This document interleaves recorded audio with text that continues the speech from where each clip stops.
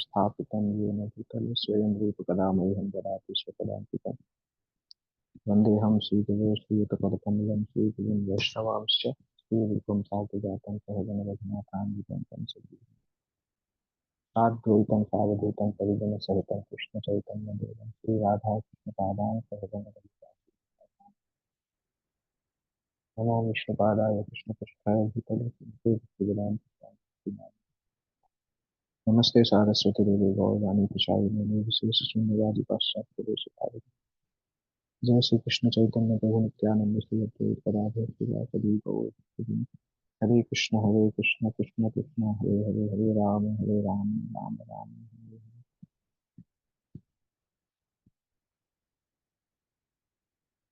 तो कल हमने एक इम्पोर्टेंट श्लोक पे एंड किया था, जिसमें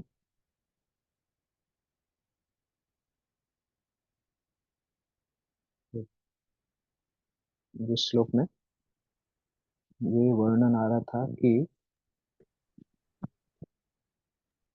सात छठवां अनर्थोपशमं साक्षात् भक्ति योगम अधोक्षजे लोकस्य जानतो विद्वांस चक्रे सात्विक संहिता। ये श्लोक हमने कंप्लीट किया था कि हो सकता है जीव ऐसा समझता हो कि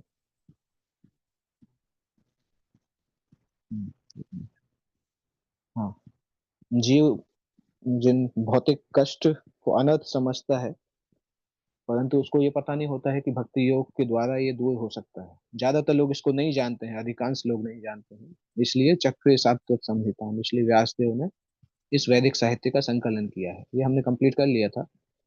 सातवां श्लोक भी और बहुत इंपॉर्टेंट श्लोक है श्रीमद् भागवतम का। यस्यां वै श्रूयमाणायां कृष्णे परम पुरुषे भक्ति उत्पद्यते पुंसः शोक मोह भयापः। इस श्लोक में आया है यस्याम वही सूयमाणायाम। यस्याम मतलब जो वैदिक साहित्य, यह वैदिक साहित्य जो कि व्यासदेव ने लिखा है, उस वैदिक साहित्य को सूयमाणायाम अगर कोई श्रवण करते हैं तो कृष्ण परम पुरुष है, भगवान कृष्ण जो कि परम पुरुष हैं, उनके प्रति भक्ति उत्पद्यते, भक्ति की भावनाएं उत्पन्न होती है। उत्पद्यते मतलब जब कोई बीज को हम जमीन में लगाते हैं तो जब वो अंकुरित होता है तो उसको बोलते हैं उत्पद्यते। हिंदी में हम सभी जानते हैं उत्पादन, हम बोलते हैं ना फसल का उत्पादन हुआ, चावल का इतना उत्पादन हुआ। तो उत्पद्यते मतलब अंकुरित होना। जब बीज अंकुरित होते हैं उसको उत्पादन बोला जाता है। तो वेद श्रील व्यासदेव द्वारा रचित वैदिक साहित्य का केवल श्रवण करने से भगवान कृष्ण जो कि परम पुरुष हैं, उनके प्रति भक्ति उत्पद्यते, उनके प्रति भक्ति अंकुरित होती है व्यक्ति के हृदय में। और भक्ति के अंकुरित होने से क्या होता है? शोक मोह भय अपह।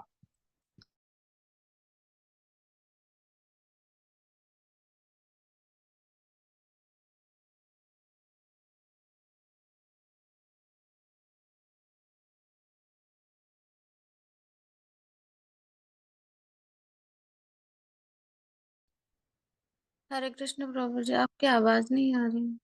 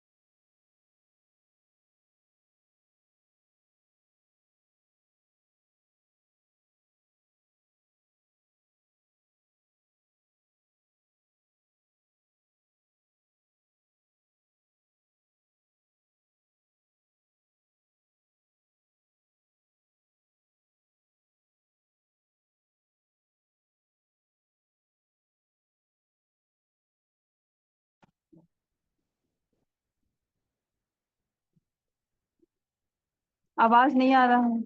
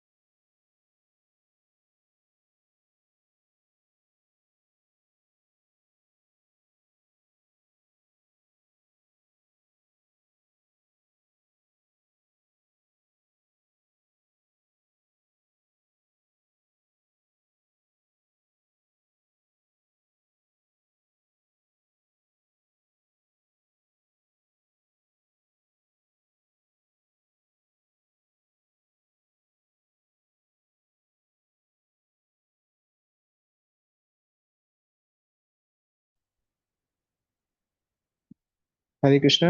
मेरी आवाज आ रही है? हरे कृष्ण प्रभु जी, आ रही है लेकिन कुछ दिख नहीं रहा है।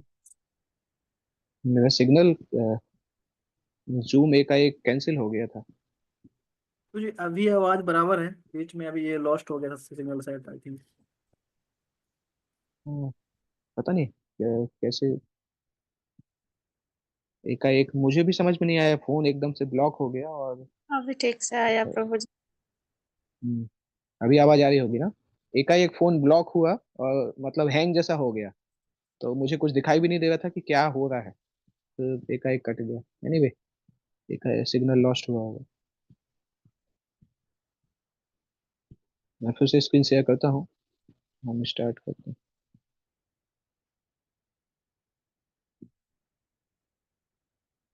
अभी दिखाई दे रहा होगा आपको ना? यस प्रभु जी, आ रही है। बहुत भौतिक रोग के लक्षण है। और श्रीमद् भागवत का संदेश सुनने से भव रोग के लक्षण खत्म हो जाते हैं। ओके। तो भक्तिमय सेवा का अंतिम फल भगवान के प्रति सच्चा प्रेम उत्पन्न करना है। प्रेम शब्द ऐसा है जो प्रायः स्त्री तथा पुरुष के संबंध को व्यक्त करने के लिए प्रयुक्त किया जाता है, किंतु प्रेम ही एकमात्र शब्द है जिससे भगवान और जीवों के बीच के संबंध को समुचित ढंग से व्यक्त करने के लिए प्रयुक्त किया जा सकता है। एक्चुअली इस संसार में चूंकि प्रेम सभी लोग शरीर के स्तर पे ही हैं, इसलिए उस प्रेम को भी शरीर के स्तर पे ही देख पाते हैं। स्त्री पुरुष के बीच का जो आकर्षण है उसको प्रेम माना जाता है संसार में। पर भगवान यहाँ बताते हैं कि वास्तविक प्रेम कृष्ण और जीवों के बीच के संबंध को वास्तविक प्रेम बोला जाता है। भगवत गीता में जीवों को प्रकृति कहा गया है और संस्कृत में प्रकृति शब्द स्त्रीवाचक है। भगवान को सदैव परम पुरुष या सर्वोपरि पुरुष वाचक व्यक्तित्व कहा जाता है। इसलिए भगवान तथा जीवों के बीच का प्रेम लगभग पुरुष तथा स्त्री के बीच के प्रेम जैसा है। इसलिए ईश्वर प्रेम शब्द शब्द यहाँ पे बोला जाता है। एक्चुअल प्रेम भगवान और जीवों के बीच के लिए उपयोग किया जाता है, प्रेम शब्द जो है। और ये प्रेम जब तक हम भक्ति नहीं करते हैं तब तक ये प्रेम का आविर्भाव हमारे हृदय में होता नहीं है। मतलब रहता है प्रेम, परंतु कवर्ड रहता है। क्या समझ सकते हैं कि जैसे ऐसे कभी छोटे बच्चों को चलने की शक्ति तो रहती है, क्योंकि शरीर में पैर दिए हैं तो चलना तो जानते हैं, परंतु जब वो छोटे होते हैं तो चल नहीं पाते हैं। धीरे धीरे पिताजी और माताजी को उनकी उंगली पकड़ के चलना सिखाना पड़ता है। और चूंकि चलने की प्रवृत्ति पाई जाती है, इसलिए प्रैक्टिस करने से सीख जाते हैं। अगर मान लो उनके अंदर चलने की प्रवृत्ति होती नहीं, तो माता पिता कितना भी उंगली पकड़ के चलाते नहीं सीख पाते। तो प्रेम उसी तरह से है, हृदय के अंदर प्रेम है, परंतु उसको जागृत करने के लिए हमें ट्रेनिंग की जरूरत होती है। वो ट्रेनिंग भक्ति कहलाती है, साधना की प्रोसेस। और वो ट्रेनिंग प्रारंभ होती है श्रवण करने से। भगवान के बारे में सुनते हैं तो नेचुरली आकर्षण होता है। किसी भी चीज के बारे में हम जितना सुनेंगे उतना आकर्षण होगा। तो भगवान के बारे में आकर्षण प्राप्त करने का मूल है भगवान के बारे में सुनना। भगवान सभी प्रकार से पूर्ण है, और उनमें और उनके विषय में सुनी गई विषय वस्तु में कोई अंतर नहीं। इसलिए भगवान के बारे में जब श्रवण करते हैं तो तुरंत उनसे संपर्क संपर्क हो जाता है। और ये ध्वनि इतनी प्रभावशाली होती है कि सारे भौतिक प्रभावों को दूर कर देती है।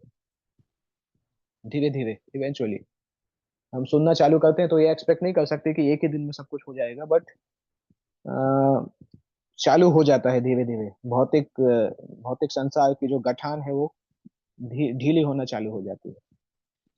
भौतिक देह के भ्रामक बंधन को वास्तविक तथ्य के रूप में व्यक्ति स्वीकारता है अज्ञान के कारण, और इसी कारण से मोहित रहता है। और जब मनुष्य बनता है तब भी वो मोह चलता रहता है, क्योंकि शरीर अपने आप को तो शरीर समझता ही है। और भगवान के बीच प्रेममय संबंध व्यक्ति मनुष्य जीवन में भी रिवाइव नहीं कर पाता है जब तक वो भक्ति नहीं करता है। भगवान के साथ प्रेममय संबंध को भी विभाजित करता है, और इस तरह मनुष्य मनुष्य के बीच के प्रेममय संबंध भी बढ़ जाते हैं। श्रीमद् भागवत की कथा सुनने से भौतिकता की यह झूठी जटिलता दूर हो जाती है, और समाज में वास्तविक शांति का शुभारंभ होता है, जिसकी कामना राजनेताओं द्वारा अनेक राजनीतिक परिस्थितियों में बड़ी उत्सुकता से की जाती है। सारे राजनेता मनुष्य तथा मनुष्य, राष्ट्र तथा राष्ट्र के बीच शांतिपूर्ण स्थिति की कामना करते रहते हैं, लेकिन साथ ही साथ भौतिक प्रभुता के प्रति अत्यधिक आसक्ति होने के कारण उनमें मोह तथा भयग्रस्तता बनी रहती है। इसलिए नेताओं के शांति सम्मेलनों से समाज में शांति स्थापित नहीं की जा सकती। इसकी स्थापना तो श्रीमद् भागवत में वर्णित भगवान श्री कृष्ण की कथा के श्रवण मात्र से की जाती है। तो हम देख रहे हैं पूरे संसार में बहुत सारे राजनेता हैं, सब सोच रहे हैं कि हम कैसे संसार के लिए अच्छा करें। चाहे कोई भी देश हो, रसिया हो, चाहे यूके हो, जो भी नेता हैं, जो भी प्रेसिडेंट्स हैं या जो भी लीडर्स हैं, मतलब उनको यही लगता है कि मैं जो करूंगा अपने देश के लिए अच्छा करूंगा। परंतु तब भी हम देख रहे हैं संसार में कुछ ज्यादा बदलाव नहीं आ रहा है, क्योंकि एक्चुअली नेताओं के शांति सम्मेलन से समाज में शांति स्थापित नहीं हो पाती। उसका तरीका शास्त्र में दिया है, पूर्ण पुरुषोत्तम को स्वीकार करना, जो संसार के वास्तविक मालिक है उनको स्वीकार करना और उनका श्रवण करना। उससे वस्तुएं स्टार्ट होती हैं, उससे संसार में परिवर्तन स्टार्ट होता है। ये मूर्ख राजनेता भले ही सदियों तक शांति तथा शिखर सम्मेलन क्यों ना करते रहें, लेकिन वे इसे प्राप्त करने में विफल ही रहेंगे। जब तक हम कृष्ण के साथ अपने विसरे संबंध की पुनः स्थापना नहीं कर लेते, तब तक शरीर को स्वयं मानने का भ्रम बना रहेगा और भयग्रस्तता भी बनी रहेगी। जहां तक पूर्ण पुरुषोत्तम भगवान के रूप में श्री कृष्ण की वैधता का प्रश्न है, शास्त्र में तो बहुत प्रमाण है, बहुत सारे भक्त हैं, शास्त्रों में लिखा है। और कई धाम में जब हम जाते हैं तो देखने मिलता है, वृंदावन, नवद्वीप जैसे धामों में भगवान भक्तों के निजी अनुभवों से बहुत सारे प्रमाण मिलते हैं। संस्कृत शास्त्रों में देखेंगे तो भगवान कृष्ण के सिनोनिम्स जो आते हैं, वो यशोदा नंदन और पूर्ण पुरुषोत्तम लिखा रहता है। दैट मीन्स पूर्ण पुरुषोत्तम भगवान कृष्ण स्वयं है। तो वैदिक शास्त्रों के श्रवण से व्यक्ति इस कृष्ण के प्रति आकर्षण प्राप्त कर लेता है, और जिससे मनुष्य सांसारिक दुख, मोह तथा भय को लांग करके जीवन की परम सिद्धि प्राप्त कर सकता है। जिसने वास्तविक रूप से विनम्र भाव से श्रीमद् भागवत का पाठ सुना है, उसके लिए ये व्यवहारिक परीक्षाएं हैं।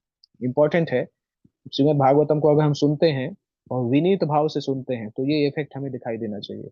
जीवन की भौतिक चेतना आध्यात्मिक चेतना में बदलनी चाहिए, और चीजों को भौतिक तरीके से नहीं नहीं देखना चाहिए। डिपेंड करता है हम कितने विनम्र हैं, उसके आधार पे हम भागवतम का उतना लाभ उठा पाएंगे। और तो इसलिए श्रीमद् भागवतम हमें दोनों वस्तुएं सिखाता है, सिद्धांत सिखाता है, साथ में उस सिद्धांत को पालन करने के लिए कैसा व्यवहार है वो भी सिखाता है। इसलिए इसमें लिखा है, जिसने वास्तविक रूप में विनीत भाव से श्रीमद् भागवत का पाठ सुना है, उसके लिए ये व्यवहारिक परीक्षाएं हैं। व्यवहारिक परीक्षाएं मतलब प्रैक्टिकल नॉलेज, कि भागवतम किस प्रकार से जीवन में हमें गाइड करता है। तो एक चीज समझना होगा कि ये ग्रंथ जो है केवल ऐसा नहीं है कि 15 मिनट सुनने के लिए है।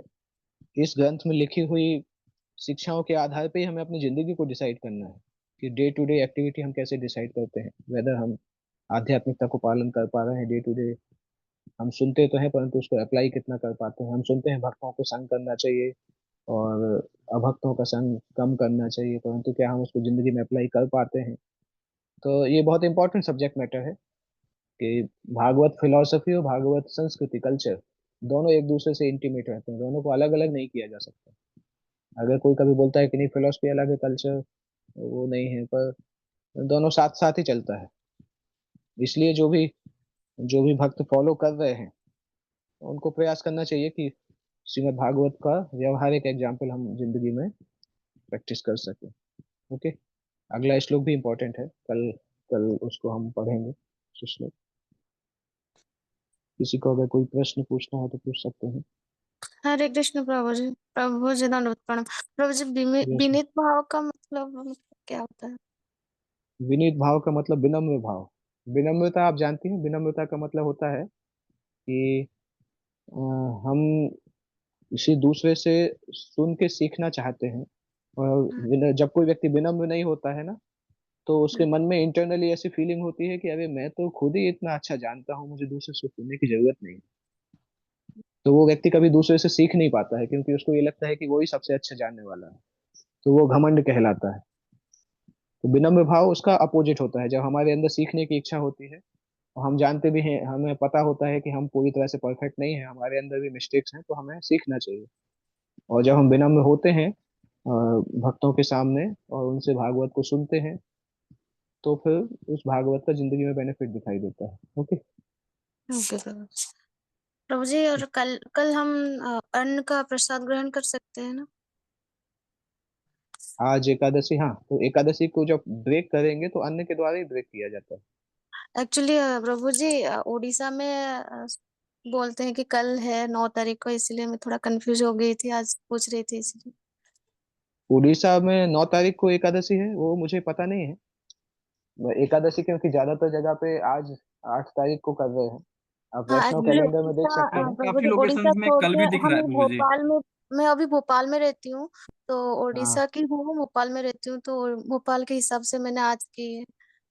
हाँ, तो उड़ीसा में अगर कल है, मान लो वैष्णव कैलेंडर में कल दिखाई दे रहा है, तो कल से वो एकादशी पास फास्ट करेंगे, व्रत करेंगे और फिर परसों उसको तोड़ेंगे। तो जिस दिन एकादशी करते हैं उसके अगले दिन द्वादशी के दिन अन्न के द्वारा तोड़ते हैं। एक्चुअली प्रभु जी मैं तो नहीं कर पाऊंगी, और आज मैंने की है तो कल मुझे पारण करना पड़ेगा।